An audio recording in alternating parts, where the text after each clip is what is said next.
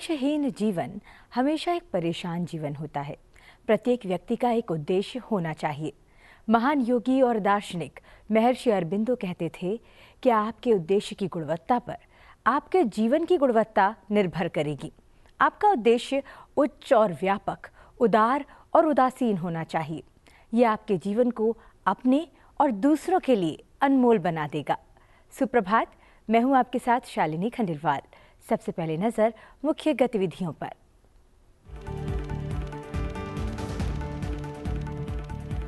संसद के शीतकालीन सत्र का आज 11वां दिन।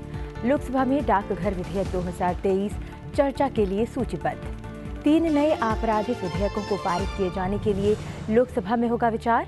उच्च सदन में विचार और पारित करने के लिए 2 विधेयक सूचीबद्ध।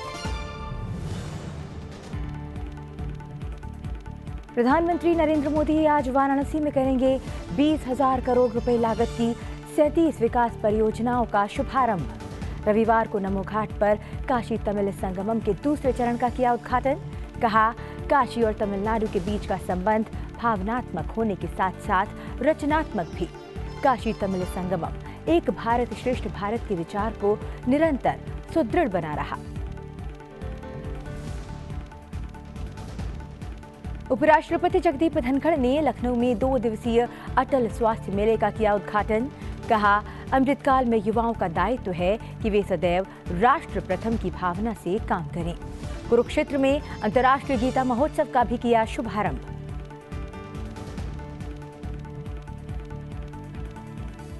डीआरडीओ ने फिर किया कमाल।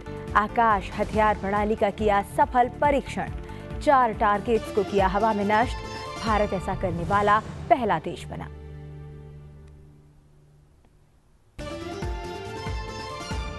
खेलो इंडिया पैरा गेम्स 2023 का सफल समापन। हरियाणा 105 पदक के साथ प्रथम स्थान पर, जबकि उत्तर प्रदेश दूसरे और तमिलनाडु तीसरे स्थान पर रहा।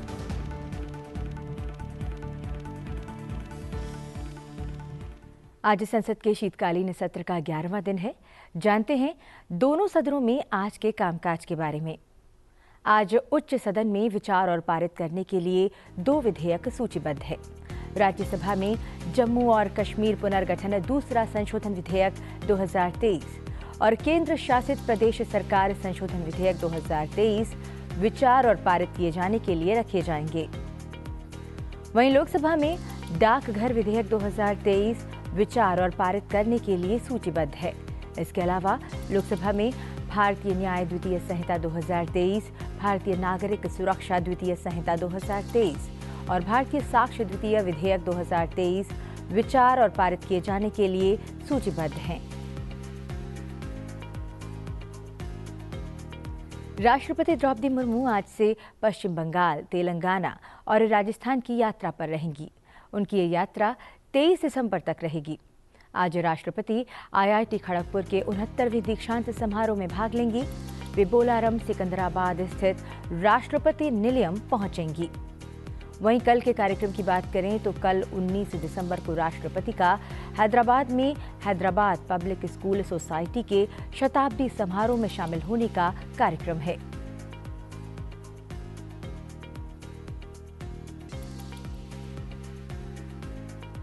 प्रधानमंत्री नरेंद्र मोदी ने आश्वासन दिया है कि उनके तीसरे कार्यकाल में भारत तीसरी सबसे बड़ी अर्थव्यवस्था बन जाएगा।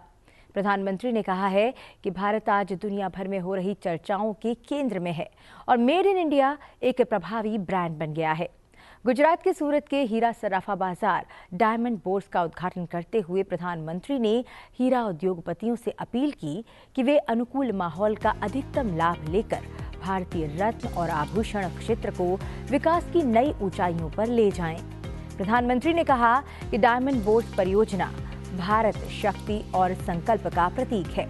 प्रधानमंत्री ने कहा कि भारत हीरे को तराशने और इसका निर्यात करने वाला एक प्रमुख देश है, लेकिन रत्न और आभूषण के वैश्विक निर्यात में भारत की हिस्सेदारी अब भी कम है। उन्होंने कहा कि सूरत हवाई अड्डे पर नवनिर्मित टर्मिनल से इसका दर्जा अंतर्राष्ट्रीय हवाई अड्डे का हो गया है और इससे सूरत के हीरा और कपड़ा उद्योग को काफी फायदा होगा। प्रधानमंत्री ने हीरा सर्राफा बाजार परियोजना को मोदी गारंटी का एक उदाहरण बताया और कहा कि इससे सूरत 125 देशों से जुड़ जाएगा। प्रधानमंत्री ने कहा कि केंद्र सरकार बुनियादी ढांचे के और अधिक विकास के प्रति संकल्पित है। सूरत शहर के साथ मेरा जो आत्मीय लगाव है उसको शब्दों में बयां करने की जरूरत नहीं है, आप लोग भली भांति जानते हैं। सूरत ने मुझे बहुत कुछ सिखाया है और सूरत ने सिखाया है कि जब सबका प्रयास होता है तो हम कैसे बड़ी से बड़ी चुनौतियों का सामना कर सकते हैं। सूरत की मिट्टी में ही कुछ बात है जो इसे सबसे अलग बनाती है और सूरतियों का सामर्थ्य, उसका मुकाबला मिलना मुश्किल होता है। हम सब जानते हैं कि सूरत शहर की यात्रा कितने उतार चढ़ावों से भरी रही है। अंग्रेज भी यहां का वैभव देखकर सबसे पहले सूरत आए थे।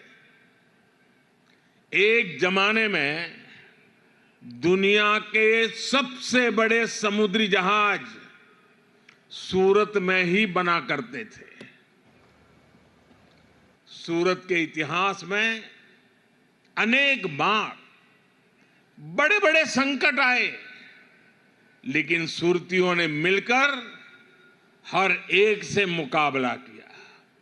वो भी एक वक्त था, कहते थे कि 84 देशों के शिप के झंडे यहां फहरते थे और आज जब मथुर भाई बता रहे थे कि अब 125 देशों के झंडे यहां फहरने वाले हैं।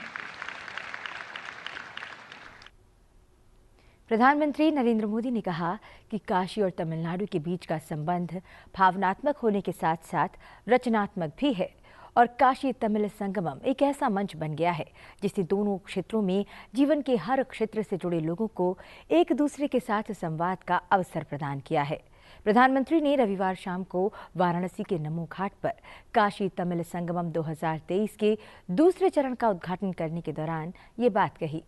प्रधानमंत्री ने कहा कि काशी तमिल संगमम एक भारत श्रेष्ठ भारत के विचार को निरंतर सुदृढ़ बना रहा है और इसी भावना से सरकार ने काशी तमिल संगमम और सौराष्ट्र तमिल संगमम का आयोजन किया है।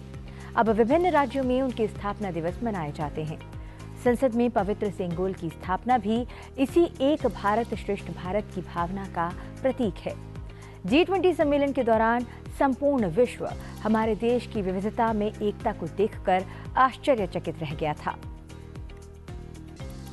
तमिल संगमम ऐसा ही अविरल प्रवाह है जो एक भारत श्रेष्ठ भारत इस भावना को लगातार मजबूत कर रहा है। इसी सोच के साथ कुछ समय पहले काशी में ही गंगा पुष्करालु उत्सव यानी काशी तेलुगु संगमम भी हुआ था। गुजरात में हमने सौराष्ट्र तमिल संगमम का भी सफल आयोजन किया था। एक भारत श्रेष्ठ भारत के लिए हमारे राजभवनों ने भी बहुत अच्छी पहल की है। अब राजभवनों में दूसरे राज्यों के स्थापना दिवस समारोह धूमधाम से मनाए जाते हैं। दूसरे राज्यों के लोगों को बुलाकर विशेष आयोजन किए जाते हैं। एक भारत श्रेष्ठ भारत की ये भावना उस समय भी नजर आई जब हमने संसद के नए भवन में प्रवेश किया। नए संसद भवन में पवित्र सेंगोल की स्थापना की गई है। आदिनम के संतों के मार्गदर्शन में यही सेंगोल 1947 में सत्ता के हस्तांतरण का प्रतीक बना था। एक भारत श्रेष्ठ भारत की भावना का यही प्रवाह है जो आज हमारे राष्ट्र की आत्मा को सींच रहा है। प्रधानमंत्री नरेंद्र मोदी के भाषण के दौरान पहली बार आर्टिफिशियल इंटेलिजेंस का इस्तेमाल किया गया। भाग ले रहे प्रतिनिधियों ने हेडफोन के माध्यम से प्रधानमंत्री के भाषण का तमिल भाषा में सजीव अनुवाद सुना। प्रधानमंत्री मोदी ने कहा कि ये एक नई शुरुआत है और भविष्य में वे इसका और अधिक उपयोग करेंगे। इस अवसर पर प्रधानमंत्री ने कन्याकुमारी वाराणसी तमिल संगमम रेलगाड़ी को भी रवाना किया। प्रधानमंत्री ने नमो घाट पर आयोजित प्रदर्शनी का दौरा भी किया। यहाँ काशी और तमिलनाडु के सांस्कृतिक संगम का चित्रण किया गया था। प्रधानमंत्री ने संगमम में भाग लेने के लिए तमिलनाडु से यहाँ आए लोगों के साथ बातचीत भी की।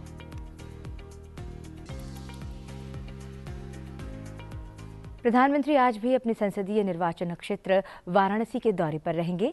आज वे लगभग 20,000 करोड़ रुपए लागत की 37 विकास परियोजनाओं का शुभारंभ करेंगे।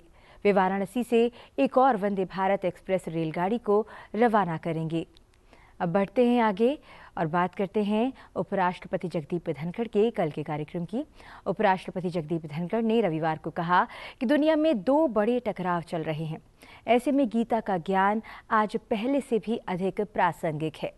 उन्होंने कहा कि भारत का वर्तमान शासन गीता गवर्नेंस है। कुरुक्षेत्र विश्वविद्यालय द्वारा आयोजित 8वीं अंतर्राष्ट्रीय गीता संगोष्ठी को संबोधित करते हुए उपराष्ट्रपति ने ये बात कही। कुरुक्षेत्र हरियाणा में उपराष्ट्रपति जगदीप धनखड़ ने हरियाणा के कुरुक्षेत्र में अंतर्राष्ट्रीय गीता संगोष्ठी और गीता महोत्सव का उद्घाटन किया।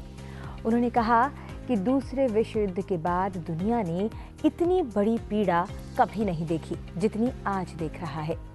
आज हम ज्वालामुखी के मुहाने पर बैठे हैं। एक तरफ इजराइल और हमास का युद्ध और दूसरी तरफ यूक्रेन और रूस का युद्ध है। इस संदर्भ में उपराष्ट्रपति ने कहा कि गीता की फिलॉसफी जितनी प्रासंगिक आज है उतनी इससे पहले कभी नहीं थी। उन्होंने आगे कहा कि भारत के प्रधानमंत्री नरेंद्र मोदी जी ने बातचीत के माध्यम से युद्ध को रोकने के लिए हर संभव प्रयास करने की बात कही थी। उन्होंने ये भी कहा कि हम एक विस्तारवादी काल में नहीं रह रहे हैं। प्रधानमंत्री की ये सलाह गीता के दर्शन पर आधारित है। उपराष्ट्रपति ने कहा कि भारतवर्ष की वर्तमान शासन व्यवस्था को गीता गवर्नेंस कहा जा सकता है क्योंकि ये समावेशी है, सबका साथ सबका विकास में विश्वास रखती है और सबको कानून की नज़र में बराबर रखती है। उपराष्ट्रपति ने लोगों से राष्ट्रहित को सर्वोपरि रखने का आग्रह किया। तो भारतवर्ष की प्रेजेंट जो गवर्नेंस है इसको मैं गीता गवर्नेंस कह सकता हूं। भगवान श्री कृष्ण ने कहा, अर्जुन आपके सामने कौन है? रिश्तेदार होंगे, जानकार होंगे, गुरुजन होंगे, प्रियजन होंगे, मित्रजन होंगे। पथ भ्रष्ट मत हो, कर्तव्य को मत छोड़ो, कर्तव्य को करते रहो। भारत के प्रधानमंत्री श्री नरेंद्र मोदी आज यही कर रहे हैं। आज के दिन हम सर ऊंचा करके कह सकते हैं कि गीता गवर्नेंस है, सब कानून के सामने बराबर है। कानून का नोटिस मिले, कानूनी प्रक्रिया अपनाओ। ये जो संस्कृति बनी है कि कानून का नोटिस मिले हम सड़क पर आ जाएंगे, ये भारत की संस्कृति नहीं है, ये गीता का सार नहीं है, ये हमारे संविधान का सोच नहीं है। इसलिए मैं कहता हूं कि ये कार्यक्रम हो रहा है 2016 से, ये कार्यक्रम व्यापक हो रहा है। It needs to be more expanded. इससे पहले उपराष्ट्रपति जगदीप धनखड़ लखनऊ पहुंचे। यहां उन्होंने 2 दिवसीय अटल स्वास्थ्य मेले का उद्घाटन किया। उद्घाटन समारोह को संबोधित करते हुए उपराष्ट्रपति ने कहा कि अटल जी बहुत याद आते हैं। अटल जी अपने सिद्धांत पर अटल रहे, पर मार्मिक मुद्दों पर वो अत्यंत मुलायम थे। आज अटल जी होते तो वो देख पाती कि उनका भारत आज तीव्र गति से दुनिया के शिखर पर जा रहा है। उपराष्ट्रपति ने आयुष्मान भारत स्वास्थ्य कार्यक्रम का जिक्र करते हुए कहा कि आयुष्मान भारत कार्यक्रम दुनिया का सबसे बड़ा स्वास्थ्य कल्याण कार्यक्रम है। 140 करोड़ के देश में ऐसा कार्यक्रम लागू करना एक भागीरथी कार्य है। उपराष्ट्रपति ने कहा कि हमारे वेदों में माया से ऊपर निरोगी काया को रखा गया है। माया का भी आनंद आप तभी ले पाओगे जब आपकी काया निरोगी होगी। अटल जी बहुत याद आते हैं, उनकी याद बहुत बहुत आती है और आज तो निश्चित रूप से आ रही है।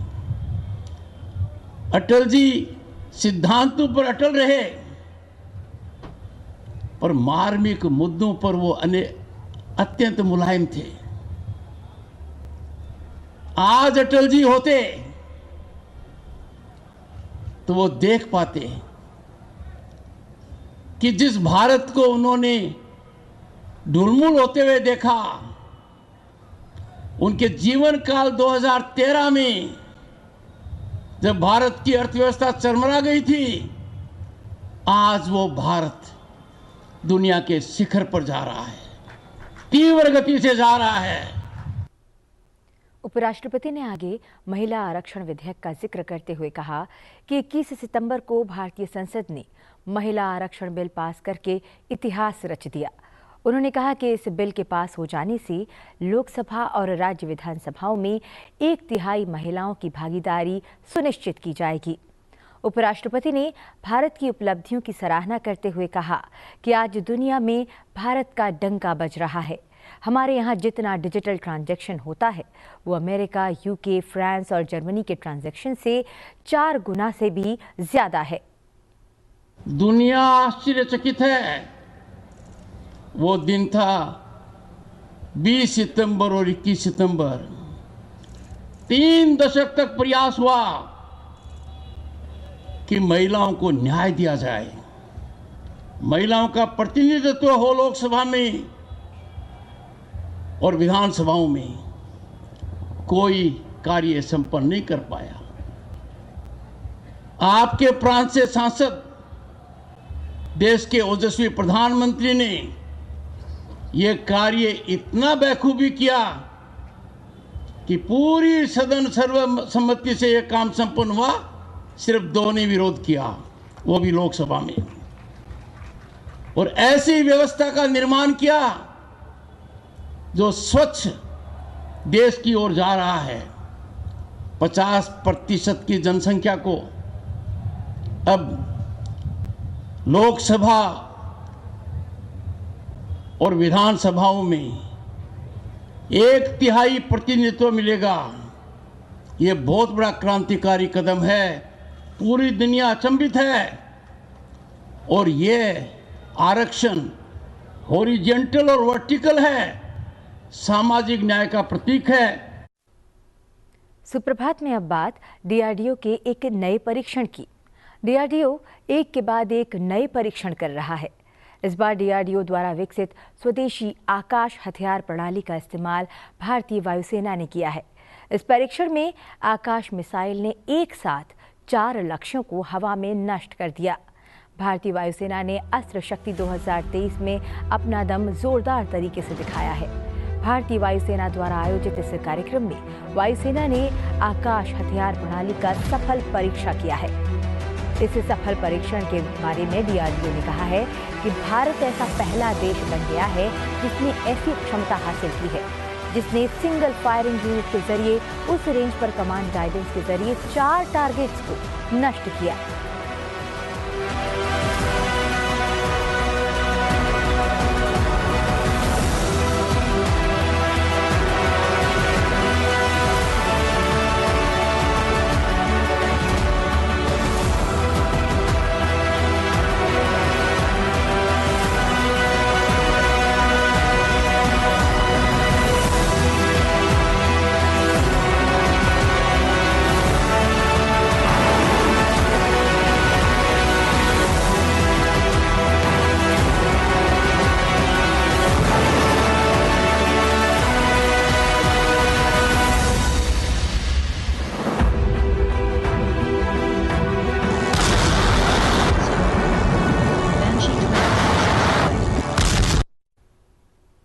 अब बात मौसम की। तमिलनाडु के मौसम विभाग ने दक्षिणी जिलों के अधिकांश स्थानों और उत्तरी तटीय और आंतरिक जिलों समेत कई स्थानों में तेज बारिश की आशंका व्यक्त की है। तिरुनेलवेली और कन्याकुमारी, रामनाथपुरम, पुदुकोट्टई, तंजावुर, तिरुवरूर और नागपट्टिनम जिलों में अलग अलग स्थानों पर तेज बारिश हुई। तूतीकोरिन, तिरुनेलवेली, कन्याकुमारी, तेनकासी और तूतीकोरिन जिलों में शैक्षणिक संस्थान आज बंद रहेंगे। जिला प्रशासन को आपात स्थिति में शीघ्र कार्रवाई करने को कहा गया है। इन जिलों में बचाव और राहत के लिए राष्ट्रीय आपदा मोचन बल की टीम भी पहुंच गई है। सरकार ने नियंत्रण कक्ष और आपातकालीन नंबर 1070 और 1077 और व्हाट्सएप सुविधाएं भी प्रदान की हैं। लोगों को घर के अंदर रहने और जल निकायों के पास न जाने के लिए कहा गया है। तिरुनेलवेली में तमिरापरानी नदी भी उफान पर है। सुप्रभात में अब बात खेल जगत की। भारत ने पहले वनडे में दक्षिण अफ्रीका को 8 विकेट से हरा दिया है। मैच में सुदर्शन और अय्यर ने अर्धशतक लगाए। भारत और दक्षिण अफ्रीका के बीच 3 मैचों की वनडे सीरीज की रविवार को शुरुआत हुई। जोहानिसबर्ग के न्यू वांडरर्स स्टेडियम में दक्षिण अफ्रीका के कप्तान एडेन मार्करम ने टॉस जीतकर पहले बल्लेबाजी करने का फैसला किया। उनकी टीम 116 रन पर सिमट गई। जवाब में टीम इंडिया ने 16 ओवर और 4 बॉल में 117 रन बनाकर मैच को अपने नाम कर लिया। भारत ने सीरीज में 1-0 की बढ़त भी हासिल कर ली है।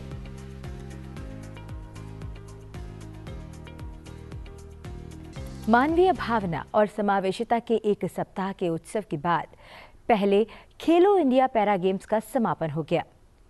हरियाणा ने 40 स्वर्ण, 39 रजत और 26 कांस्य पदक सहित कुल 105 पदकों के साथ शीर्ष सम्मान हासिल किया है। 25 स्वर्ण पदक सहित कुल 62 पदकों के साथ उत्तर प्रदेश दूसरे स्थान पर रहा। वहीं तमिलनाडु 20 स्वर्ण, 8 रजत और 14 कांस्य पदक के साथ तीसरे स्थान पर रहा। आइए आपको दिखाते हैं इस समारोह की कुछ खूबसूरत झलकियां। जहां खिलाड़ियों ने थामी कमान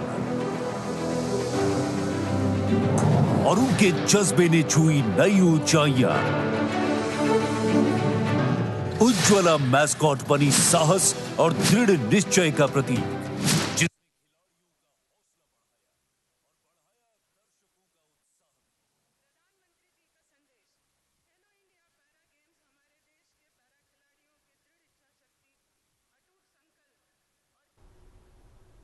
सुप्रभात में आज के लिए बस इतना ही।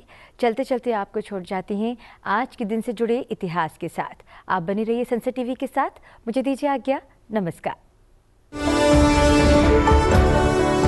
18 दिसंबर साल 2000 से अंतर्राष्ट्रीय प्रवासी दिवस मनाने की शुरुआत हुई। 18 दिसंबर 1990 को संयुक्त राष्ट्र महासभा ने सभी प्रवासी कामगारों के अधिकारों और उनके परिवारों के सदस्यों के संरक्षण पर अंतर्राष्ट्रीय सम्मेलन को अपनाया। 4 दिसंबर साल 2000 को यूएन ने दुनिया में प्रवासियों की बढ़ती संख्या को मान्यता दी। यह दिवस प्रवासियों और शरणार्थियों की सुरक्षा के बारे में जागरूकता बढ़ाने के लिए मनाया जाता है। इस दिन का उद्देश्य लोगों को इस बात के लिए शिक्षित करना है कि हर प्रवासी का सम्मान के साथ व्यवहार करना मूलभूत आवश्यकताओं में से एक है।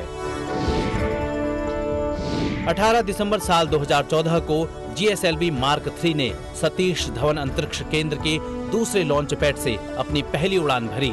यह इसरो द्वारा विकसित 3 चरणों वाला भारी वाहक प्रोमोचक रॉकेट है। इस प्रक्षेपण के साथ ही भारतीय अंतरिक्ष अनुसंधान संगठन इसरो ने अपने अब तक के सबसे भारी रॉकेट GSLV मार्क 3 को प्रक्षेपित किया। इस प्रक्षेपण का उद्देश्य इनसेट 4 जैसे भारी संचार उपग्रहों के प्रक्षेपण में भारत को पूरी तरह से आत्मनिर्भर बनाना है।